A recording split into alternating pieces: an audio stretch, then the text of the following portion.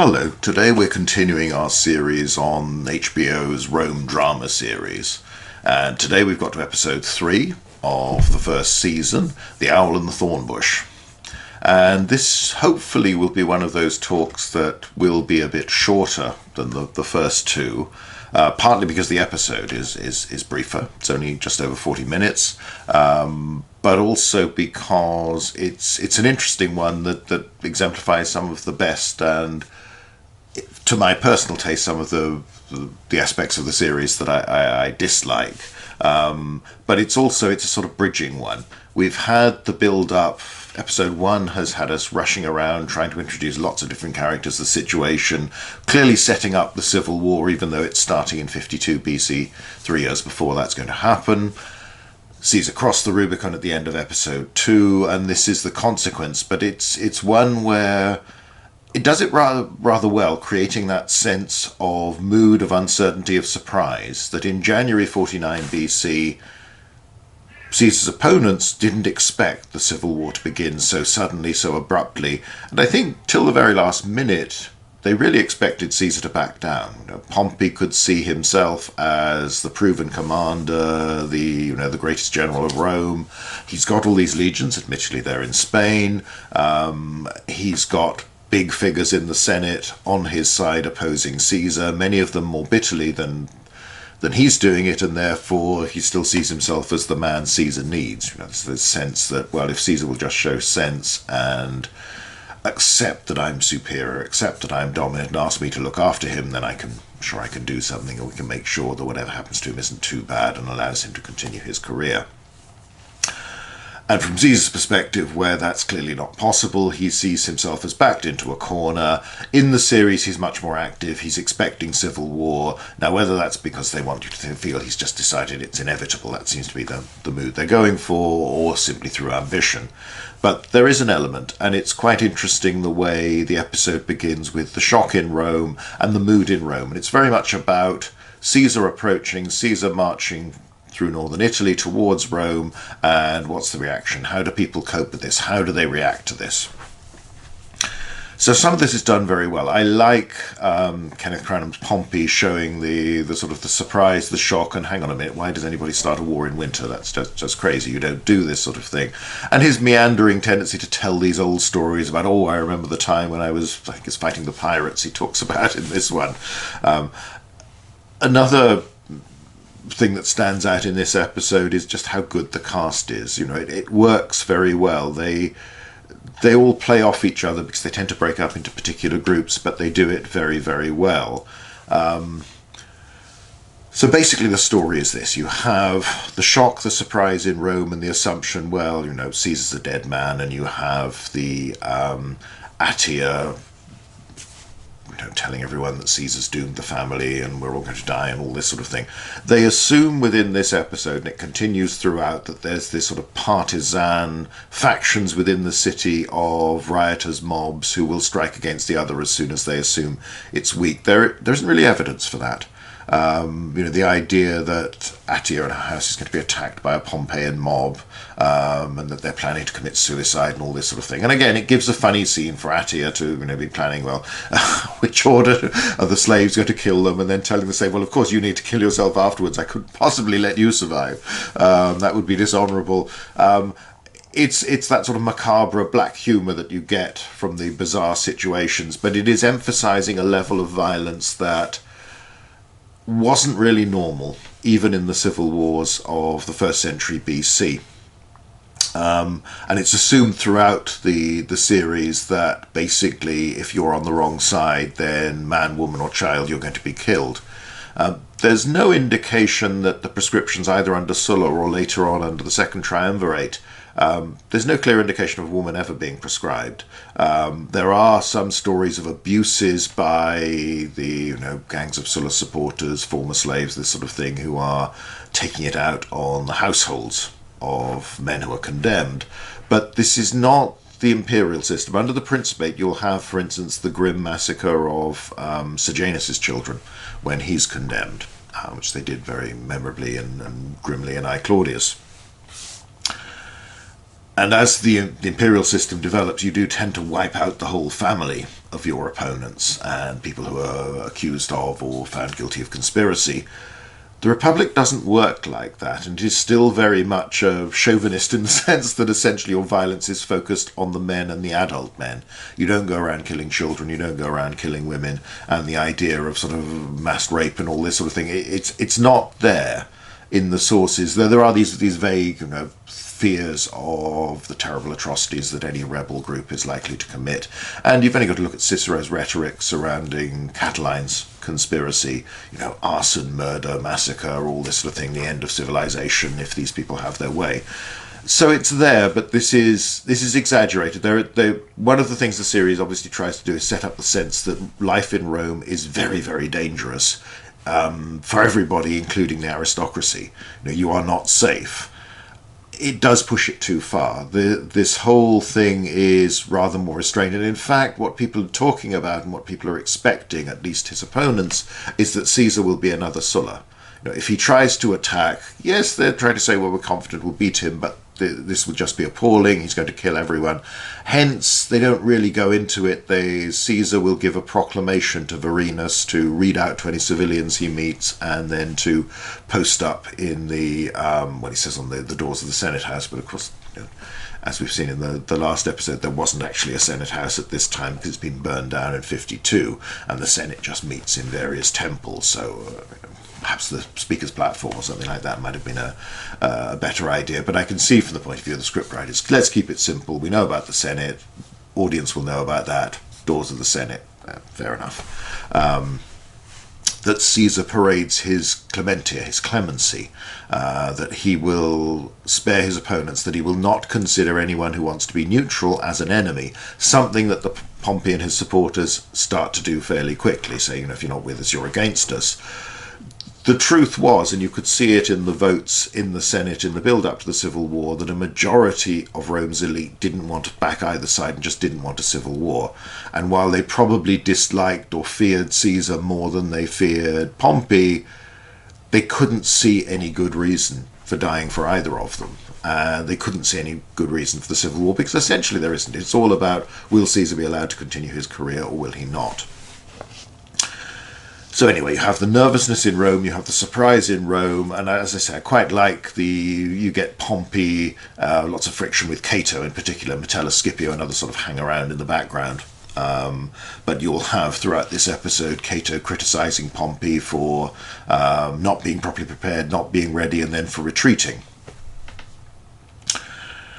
You then switch to Caesar and the 13th Legion and Mark Antony marching south from having crossed the Rubicon, and Pullo and Vorenus are pulled out and sent off on a mission with I think they're called Ubian scouts or something. They're supposed to be Germanic cavalry.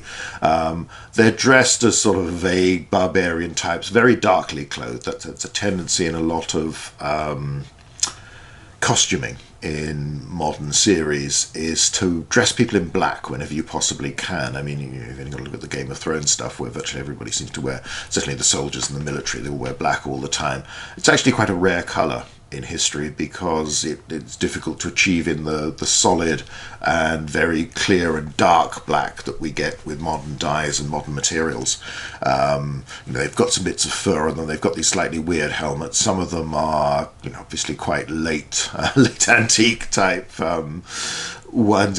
They're sort of generically barbarian without being anything that you could really identify as a first century BC German. That's even assuming, we're told for instance by Caesar himself that he gave to German allied cavalry, he gave them new mounts because their own horses were too small. And elsewhere it's talked about the Germans ride these quite small pony things because it's not, they don't come from good horse rearing country and they just like them for stamina and to get them around. A little bit like, the Viking horses later on. It's this idea, you want something tough. A pony that'll get you a long way, but actually you dismount to fight most of the time. And you do have to wonder to what extent they're being equipped in other respects with helmets, armour, Roman equipment, that sort of thing. Curiously enough, when you see them a few times as they appear, a couple of them are carrying pila. And you see this one pilum in particular several times, and it just keeps jumping out on screen. whether I'd noticed it before, probably I had, and I'd just forgotten since I last saw the episode. It's very clearly a late 1st century weighted pilot, one with the ball underneath the wider part where the shaft fits into the metal shank. I wonder, I've got a feeling there's some like this from Gladiator, and some of the Praetorian Guard have them.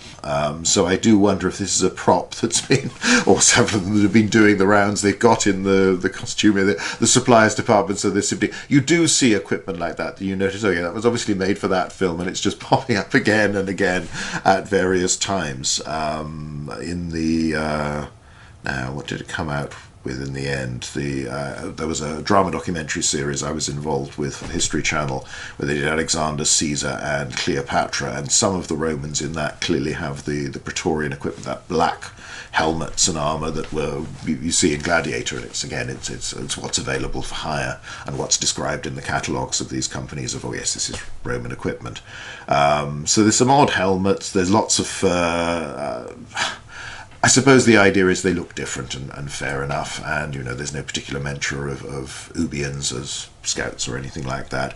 There's not very many of them, there's only a dozen or so. They go with Pullo and Vorenus, and they are the advance guard of the army, and it's a fairly standard on-screen thing where you don't have the real numbers. This is a very small patrol to send so far ahead of your legion, and again they haven't emphasised, you have Pompey saying, oh, he won't be able to get reinforcements till the winter's over and they can come across, presumably the implication that they can't get through the passes on the Alps from Transalpine Gaul until that time.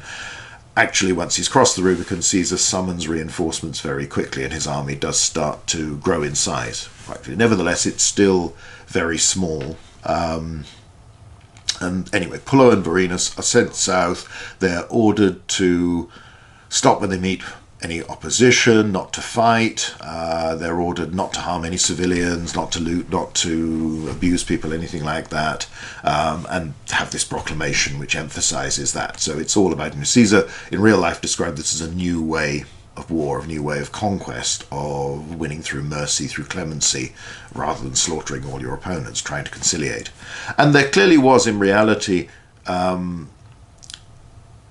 we tend to see the crossing of the Rubicon as that final moment. After that, there's civil war. There were attempts at negotiation. Caesar does seem to have been keen, in fact, not to risk everything, but to say, oh, well, can you talk to me? Some of this may be propaganda. You may be trying to say, well, look, I'm the reasonable one. And to sway all those people who are neutral, who are in the middle, who are not convinced that I'm not Sulla. And that was the main point he wanted to make. I am not Sulla. I am not coming to massacre. I am not coming to slaughter. I am just simply trying to get what's due to me by right, the honours that the Republic has voted to me and freely given to me, and I wish to take the benefit of those because I've been a good servant of the state. His opponents won't negotiate to any meaningful extent. They also, there's clear pressure that Pompey's stopped from meeting Caesar in person when Caesar suggests that, because they, again, the Cato and Scipio and Domitius Ahenobarbus and all these other people don't trust him. Don't get too close to Caesar, don't allow Caesar to charm you.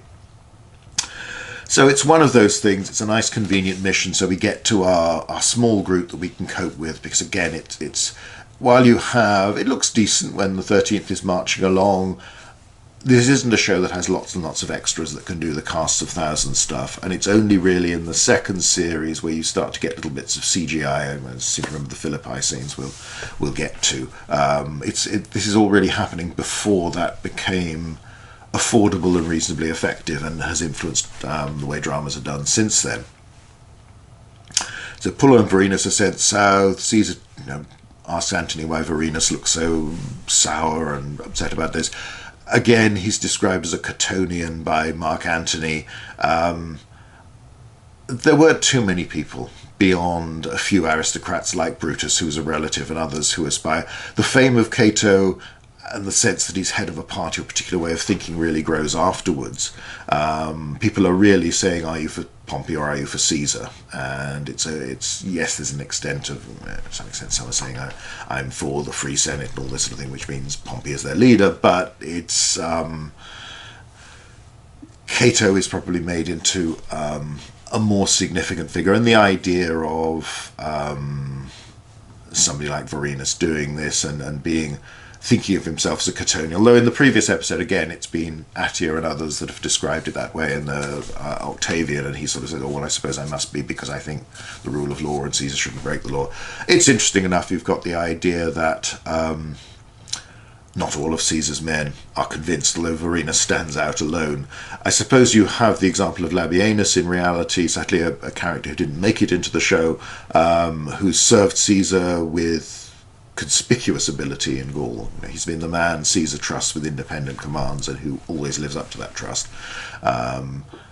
Who went and joined Pompey in the weeks in the build-up. It's before the civil war has actually begun, and there's the speculation of Simon, others, that his early career was under Pompey, perhaps in the east or against the pirates or both, and there's a prior connection. He returns to that, but we don't actually know, or it might be that he didn't feel he'd been given enough credit. He gets a good write-up in the commentaries, but on the other hand, he's depicted on a couple of occasions saying, imagine that Caesar is here watching you, to his men, to inspire them rather than just be inspired by me. Perhaps he'd got a bit sick of playing second fiddle. Like a lot of successful military commanders, they're not short of ego. They need to believe that they're the best, that they're going to win, and that often translates into being pretty dismissive of everybody else who's around.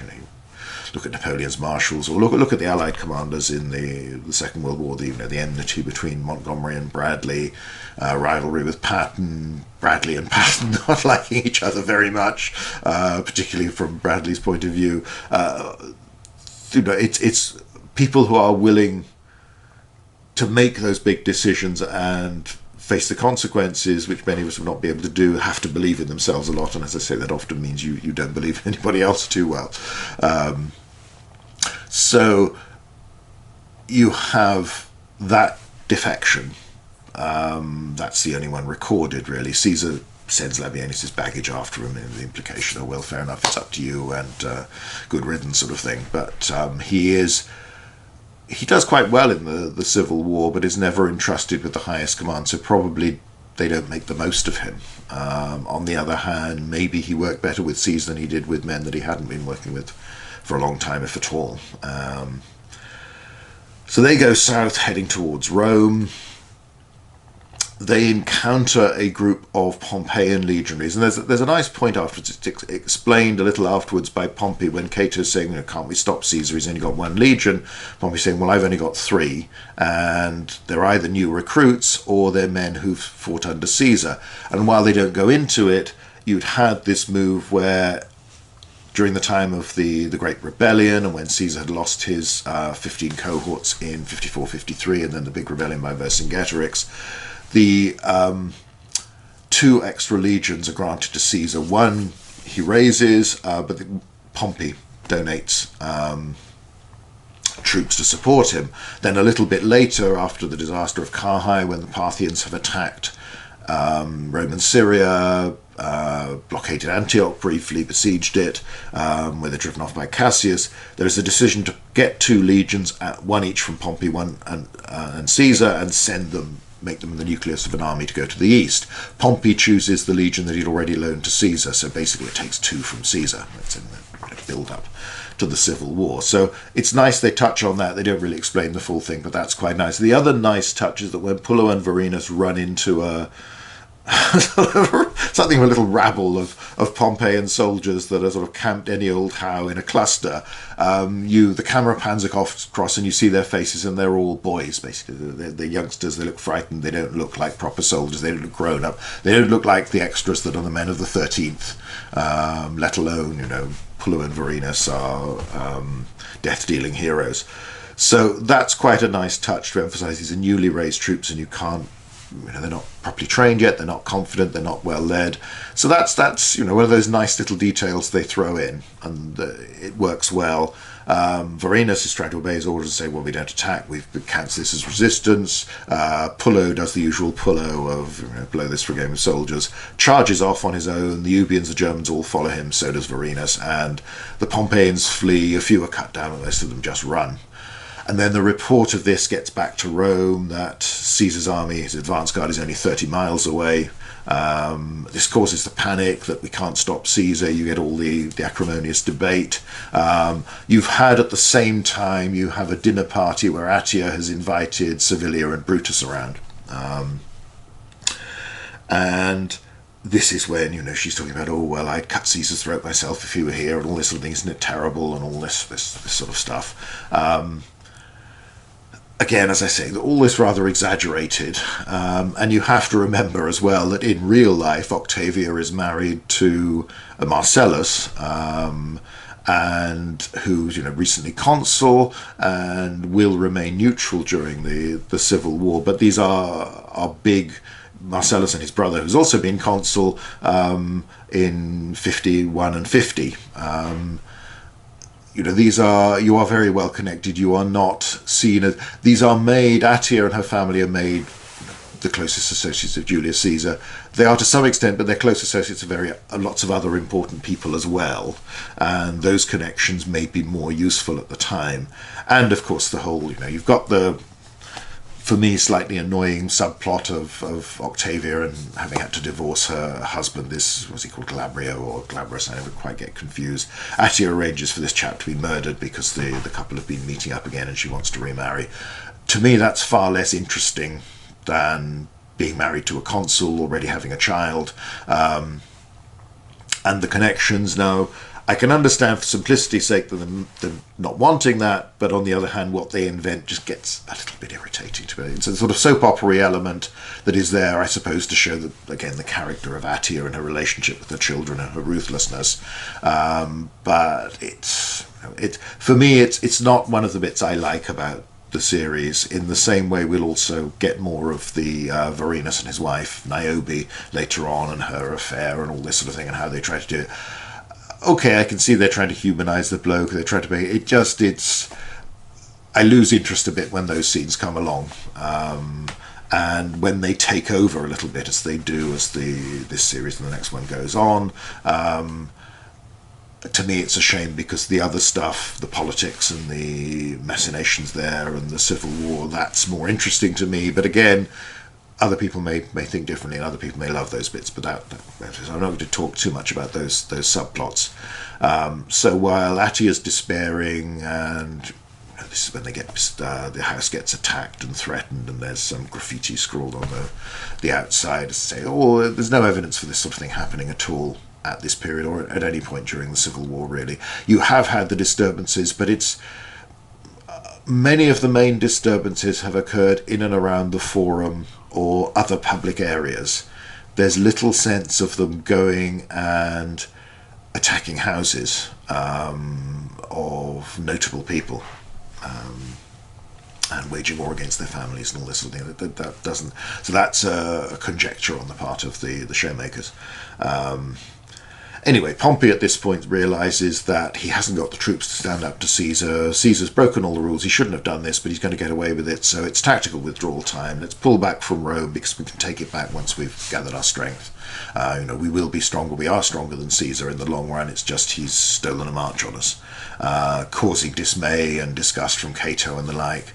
But nevertheless, they do it. Pompey is in charge at this point. There's quite a nice scene with Pompey and Cornelia leaving their house, Cornelia talking to the children. Again, as I say, it's one of those episodes that, while there aren't too many big things, there's lots of nice little things that, again, bring out the quality of the cast. And you do feel, even though quite often the way characters are depicted just does not, to my mind, reflect the history, the cast occupies those characters very well, and they do it in an interesting way.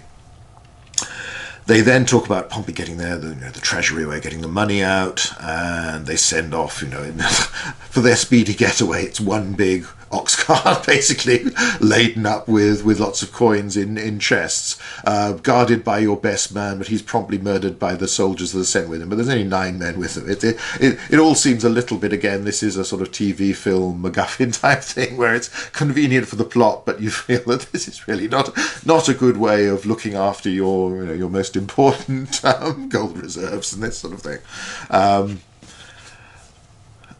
So they abandon the city and march away. Suddenly the mood changes. You'll later see Atia receiving all these petitioners coming up and begging for her support and protection against Caesar's partisans.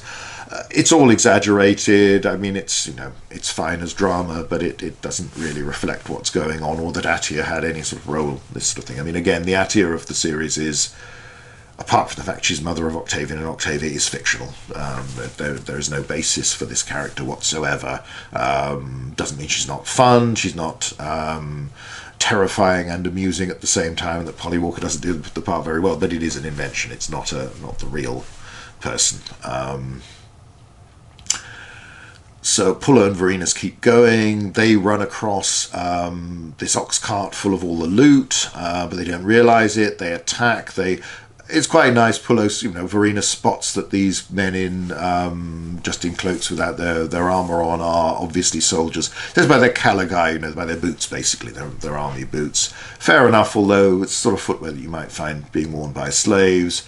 They kill them all apart from one who escapes. There's a slave girl that they've taken who'll become a character later on that, you know, Pullo's interested in, but then they gallop off into Rome. You can already see by this point. There's a nice little set that looks a bit like the Appian Way, where they've set up some tombs and things. Into Rome itself, they enter under an arch with an inscription to Pompey on the top of it and all this sort of thing. Again, it's a stylized view of the Senate and the centre of Rome, the Senate House centre of Rome, all this sort of thing. But the sets are, again, as we've said before, one of the strong points of the series, that even if not 100% accurate, particularly in terms of the public areas, they give a nice sense of a Rome, and a Rome that looks a bit different, that is a bit grubbier but a bit gaudier than the gleaming white marble we're used to. Because again, this is pre-Augustus. It hasn't remodeled the entire city to such an extent yet. Vorenus nails up the Caesar's proclamation and then says, right, I'm resigning. You know, Pullo says, you can't do that, it's desertion, you can't leave the 13th. Well, you know, I'm already a rebel, so I'll now be a deserter. We only really have Caesar's word for it, though it is backed by Appian and others. Caesar maintains that nobody deserts his army, and that men who are prisoners and are being threatened and trying to be compelled to join Pompey's armies refuse and prefer to be executed rather than fight against Caesar. Obviously he would say that. He does report lots of occasions when people defect the other way. There are a few cases, not of legions commanded by Caesar in person, but by some of his subordinates, where these are defeated and the survivors change sides. And he certainly Caesar takes on lots of men from defeated Pompeian legions, but nevertheless Caesar's story is that the traffic is all one way and that his men are loyal. It's probably largely true. This is a much more coherent army that's been campaigning under him for a long time and has done very well. And even men like Decimus Brutus, who will end up as one of the conspirators and stab Caesar, fight loyally for Caesar through the Civil War. So that's part of the Vorenus subplot. Again, it's part of the drama. It's, you know, as we talked about last time, the only evidence for Pullo and Vorenus is so small that these characters are effectively fictional as well, and everything about them, because we know of that one incident where these two centurions go off and display their courage outside the ramparts of a besieged garrison, but that's it. We don't know anything else about them. So you have Caesar approaching Rome near the end. You haven't quite got to that point. Vorenus goes home. Pompey and his allies are in retreat, and everything's changed. And you have as well the decision of Brutus. Brutus and Servilia are there talking, and Brutus trying to make up his mind. Again, the Brutus of the story is rather more insipid and less ruthlessly determined than the real man. You know, we know about that from his dealings of his representatives in Cicero's province of Cilicia, where Brutus had put loans out at 48% interest and was determined to collect even when the communities couldn't pay this, and even though it's 4 times the legal rate for a loan, you know, and he just wants his money. And the expression you have, the description of Brutus of whatever he wants badly. So it's again something where they've drastically changed the real character, at least all the evidence suggests this, but again, it's done well.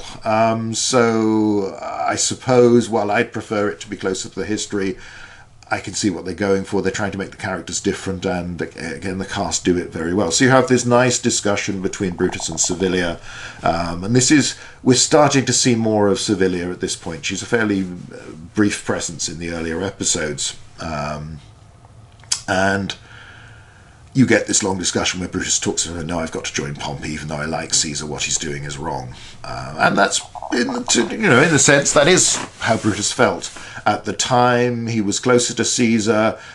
He hated Pompey because Pompey had executed his father. And Plutarch says, he never spoke to Pompey until he joined him during the Civil War. So that's okay. That's not bad. I think it was probably an easier decision for him to make than it's depicted in the show, but then drama is drama and you want more angst. Servilia, and then he's surprised that his mother's going to stay and wants to see Caesar because she hasn't seen him for 8 years. Whereas he's saying, well, we've all got to flee. Again, you didn't have to take your family with you. Pompey does. Cornelia does go with Pompey, and whether that's because of his own experience of the earlier Civil War, who knows? But on the whole, there is not a mass exodus of the families, the wives, the children of the men who support Pompey, or any of Caesar's other opponents. Because the conventions of civil war at this time are that you don't harm the sort of non-combatants, basically, or the non-adult males are pretty safe. So this whole thing is contrived. She didn't need to leave the city, and so is the Atia seeing all these people who wanted protection now. They've created this very dangerous world where everybody's in danger of being murdered because they're on the wrong side. That's not really the reality. So we get to see a little bit of Servilia. Servilia, I always feel in the series, I think Lindsay Duncan does the part very well. She's got sort of dignity about her, and it's another reflection. The cast is really good, but sometimes they're presented in ways that doesn't really reflect the historical character. We sort of get glimpses. I think she plays Servilia as this quite self-contained and capable individual, but they've created this sort of myth that Brutus isn't really interested in politics and has stood back from everything.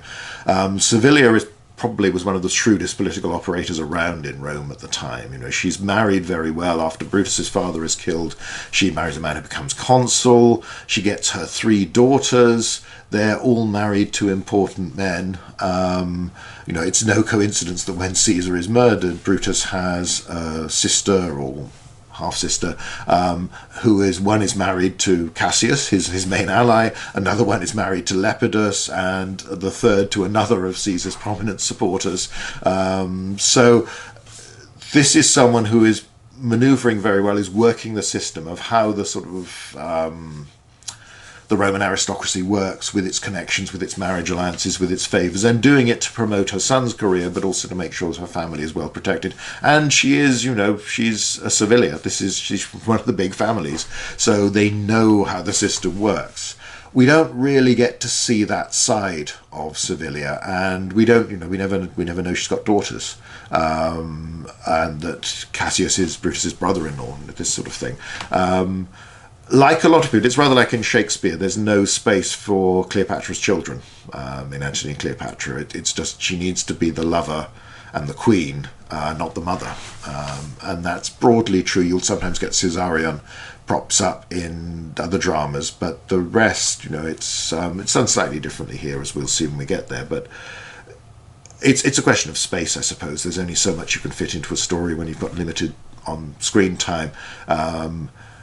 You get hints. There are some nice bits in the series where you can at least interpret that either the actor or the actress playing the part has done their research and has that sense of this is what my character does. So they sort of give that sense of there being deeper things going on and more connection and more importance. But it's as I say, to me it's a shame when you get the subplots I don't particularly like the Vorenus and Niobe bits, and particularly the Octavia and Glabrio, whatever it's called, and some of the others, and those tend to get more marked as the series go on, and some of the Atia stuff, which is just over the top, the affair with Timon the slave and all this sort of thing. Well, not affair, but the arrangement. Not slave, but Timon I'm not quite sure what he's supposed to be, some sort of tradesman who arranges murders and crime and all sorts as well. So anyway, There we are at the end of episode 3. We're again set up. Caesar's on the brink of entering Rome. The civil war has started. Pompey and his allies have been caught wrong-footed. They're in retreat at the moment, but they're still confident they can sort it all out. But Pompey has lost his treasury. You end with Vorenus going back, and Vorenus Pullo goes back to the cart. Again, this ox cart hasn't gone very far. They've just sort of ridden on, left this girl tied up to the thing, and sets her free, and then discovers all this loot, quickly disguises himself because Antony and Caesar and the 13th are appearing over the horizon, and makes a quick getaway in this ox cart, which, is one of those things, and nobody bothers to look or pay any attention in his direction. Again, there is something rather contrived about this whole thing and the way it plays out, but that's sort of license you have to allow to writers when they're doing this sort of thing, I guess. So there we are. So we're set up. That's episode 3. Next time we'll move on and we'll look at the 4th episode. But this one, that's it for the moment. And it's hopefully it fits in as well. We're in July when this will be released, so it fits within the theme of the Julius Caesar month, because after all, this is the month named after him. And in August we'll do more Augustus related stuff. So that's it for today. Thanks for watching.